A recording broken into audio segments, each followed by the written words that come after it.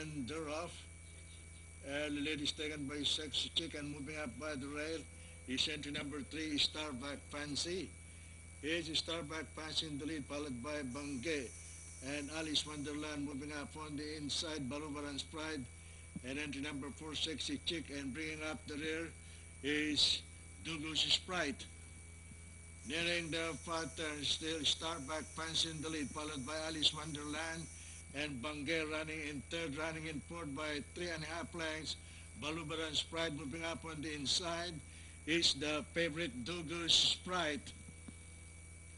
The last bend for home is still Starback Fancy in the lead, and moving up on the outside is Alice Wonderland. Bangge remains in third by 3.5 lengths, and here comes the favorite Douglas Sprite moving up on the outside. At the top of the stretch, Alice Wonderland in the lead by 3.5 lengths, followed by Starback Fancy. And on the outside is Douglas Sprite.